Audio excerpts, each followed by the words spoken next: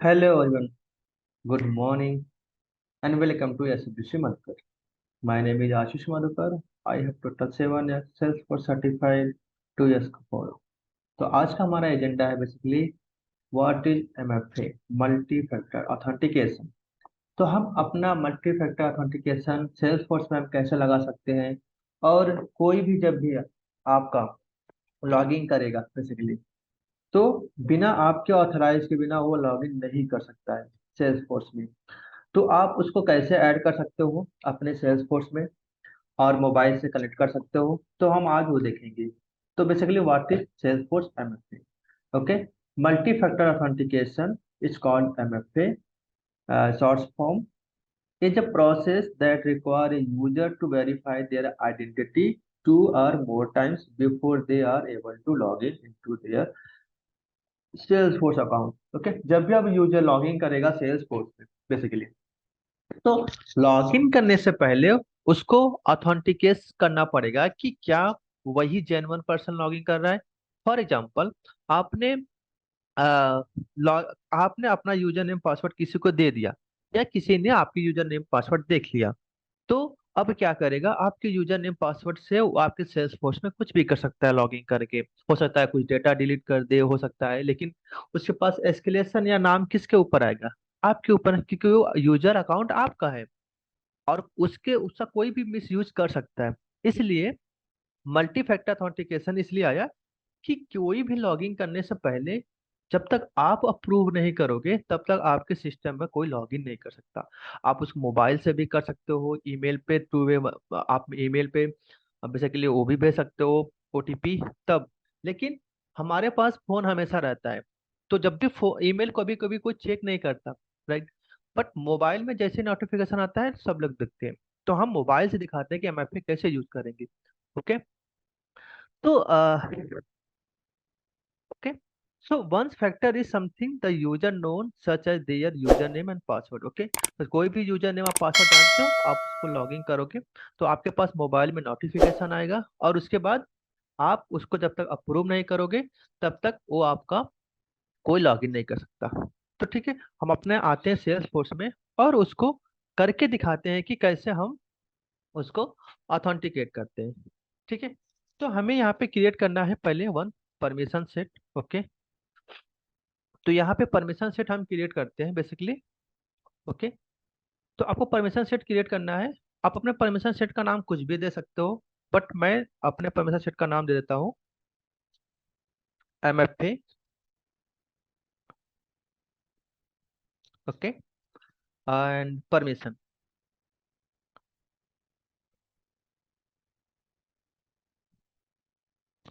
Okay, तो मैंने अपने इसका दे दिया। अब यहाँ पे आप लाइसेंस सेलेक्ट कर सकते हो, मैं लाइसेंस सेलेक्ट कर लेता हूँ सेल्सफोर्स। ओके, देन आपको मेन जो उसमें परमिशन देना है वो आप यहाँ पे सर्च कर सकते हो,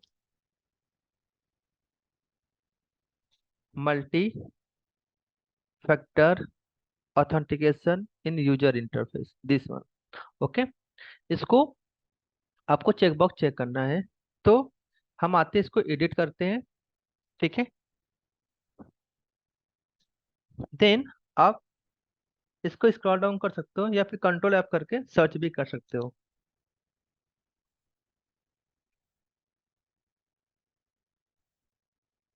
ओके,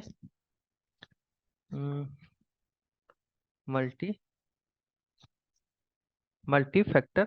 तो आप देखो, इसमें दो है, एक manage multi factor authentication in API, the use the API to manage user identity verification method multi factor authentication.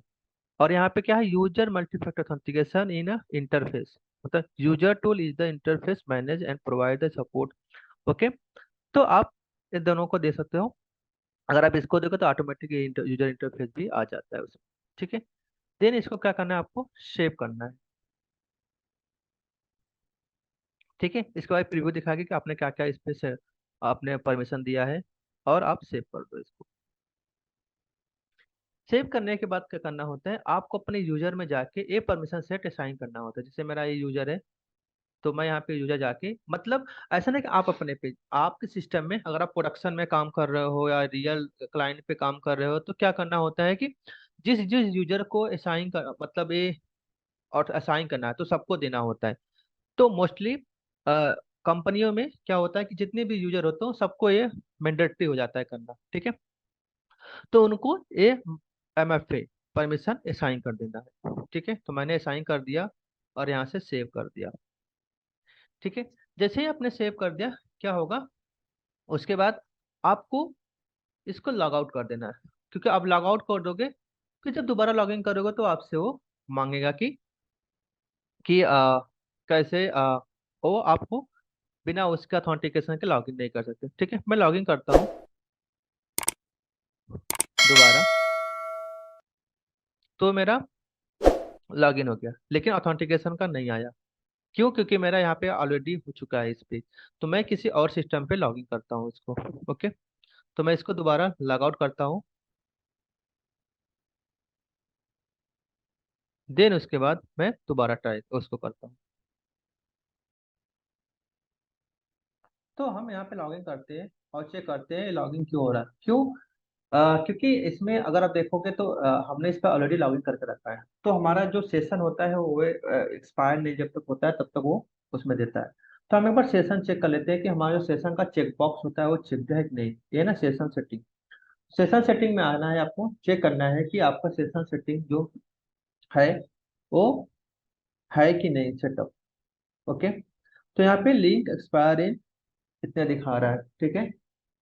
And यहाँ पे आपको चेक करना है कि आपका जो एश्योरेंस है यहाँ पे, policy and cross login embedder with user interface, और यहाँ पे देखोगे तो क्या क्या है आपका, ये सब आपको सेटिंग होता है, ठीक है। तो आपको सेटिंग में देखना है, इसमें आपको क्या चेक करना है, बल्कि मल्टी फैक्टर ऑथेंटिकेशन। तो यहाँ पे आप सर्च कर लो बेसिकली मल्टी फैक्टर ऑथेंटिकेशन। तो मल्टी फैक्टर ऑथेंटिकेशन हमारा यहाँ पे सेट है, ठीक है, यहाँ पे हाई एश्योरेंस में। ओके, तो ये मेरा सेट है। इसमें अब क्या करते हैं, हम आते हैं एक और चेक कर लेते हैं हमारा परमिशन कि वो भी उसमें टर्न ऑन है या नहीं है। तो जब आप यूजर को तो हमने असाइन कर दिया है, ठीक है। यूजर को असाइन करने के बाद हमें क्या चेक करना है कि आइडेंटिटी वेरिफिकेशन क्या है मेरा यहाँ पे, क्योंकि हमने अभी आइडेंटिटी वेरिफिकेशन सेट नहीं किया था शायद, ठीक है। तो यहाँ पे हमारा होता है आइडेंटिटी वेरिफिकेशन, ठीक है।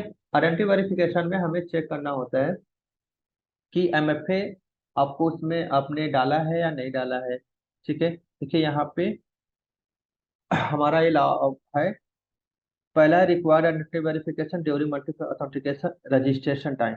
और यहाँ पे देखिए फर्स्ट वाला क्या है बेसिकली, तो multi factor authentication for all direct UI login user. तो ये हमें चेक बॉक्स करना है, show verification method registration option instead of the.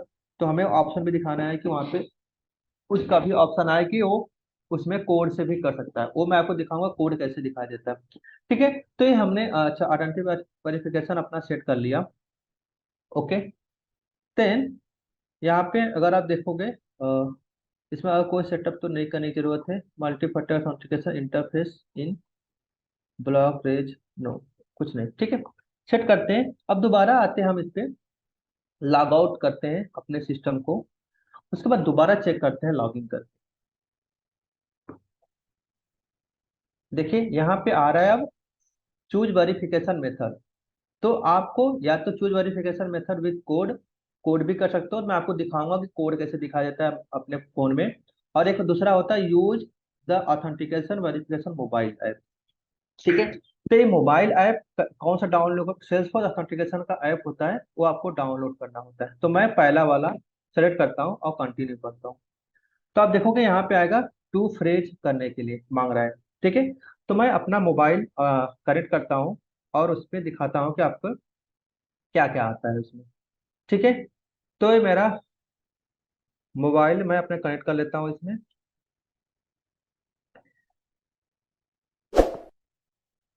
तो मेरा फोन कनेक्ट हो गया है, ओके।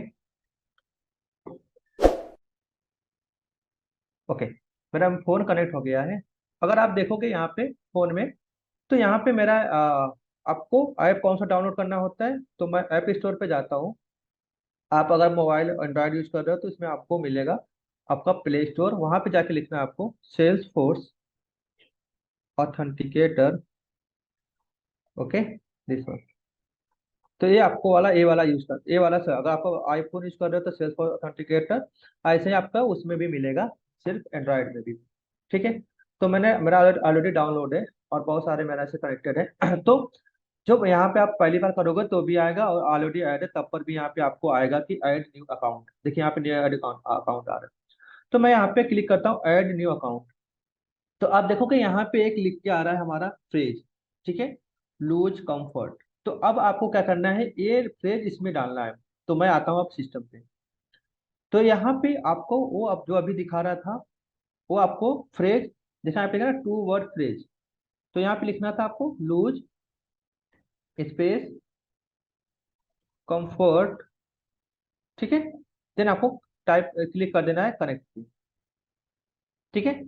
तो जैसे ही आप कनेक्ट पे क्लिक किया, देखिए क्या करें, चेक योर मोबाइल। तो अगर मैं अपने मोबाइल में आऊँ, देखिए यहाँ पे मेरे मोबाइल पे क्या आ गया, कनेक्ट का ऑप्शन आ रहा है, आ रहा है यहाँ पे। अब इसको कर दोगे कनेक्ट,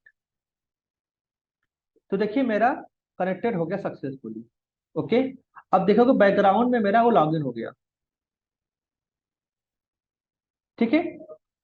अब मेरा सेटअप हो गया। अब दोबारा जब भी आप लॉगिन करोगे, मैं इसको लॉग आउट कर रहा हूँ, तो अब आपको सेटअप के लिए नहीं बोलेगा, डायरेक्टली आपके पास नोटिफिकेशन आएगा मोबाइल पे। तो मोबाइल पे नोटिफिकेशन कैसे आएगा वो भी मैं आपको दिखा देता हूँ, ठीक है। तो लॉग आउट कर दिया और मैंने यहाँ पे लॉगिन किया, तो मैं अपना फोन देखा, देखिए यहाँ पे बोला चेक योर मोबाइल। अब यहाँ पे देखोगे मैं अपने मोबाइल में, तो यहाँ पे मेरे मोबाइल पे नोटिफिकेशन देखिए आया है ऑथेंटिकेशन का। इस पर मैं क्लिक करता हूँ, देखोगे तो यहाँ पे मेरा ऐसे आएगा, ठीक है। अब यहाँ पे इसको क्या करना है आपको, देखिए यहाँ पे आ रहा है अप्रूव या डिनाई। अगर आप डिनाई कर दोगे तो लॉगिन नहीं कर पाएगा आपके सिस्टम में, सेल्स फोर्स में। मैं आपको डिनाई करके दिखाता हूँ फर्स्ट।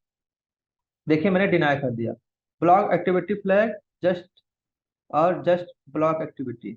तो you did not verify this, तो just block this activity flag या जस्ट ब्लॉक एक्टिविटी, ठीक है। तो आप देखोगे वो आपके सिस्टम पे लॉगिन नहीं कर पाया, कैंसिल द रिक्वेस्ट, ठीक है।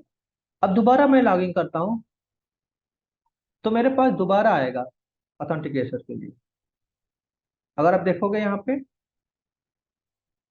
तो यहाँ पे रिक्वेस्ट इसको कैंसिल हो गया, तो आप यहाँ से दोबारा मैं लॉगिन करके दिखा, यहाँ से आप दोबारा जब लॉगिन करोगे तो आपको फोन में दोबारा आएगा। अगर आप देखोगे मेरे फोन में यहाँ पे दोबारा आ गया, देखिए यहाँ पे आया डिनाई एंड अप्रूव, मैं अप्रूव करता हूँ अब। तो देखिए जैसे ही मैंने अप्रूव किया और मेरा यहाँ सिस्टम में ऑटोमेटिक लॉगिन किया। आप इसको हटा दो, रिमाइंड मी लेटर कर दो, इसका कोई नीड नहीं है अभी। तो आपका ये सिस्टम में लॉगिन हो गया। ओके, तो ये बहुत इंपॉर्टेंट है, जब भी आप सेटअप करते हो, जब भी आप सेल्सफोर्स पे काम करते हो, तो मल्टी फैक्टर ऑथेंटिकेशन सेटअप करने आना चाहिए आपको, जो भी आपके यूजर्स काम कर रहे हैं। ओके, तो मिलते हैं नए वीडियो में, नए नए थॉट के साथ। ओके, तब तक के लिए bye bye and thanks for watching. Bye bye, take care.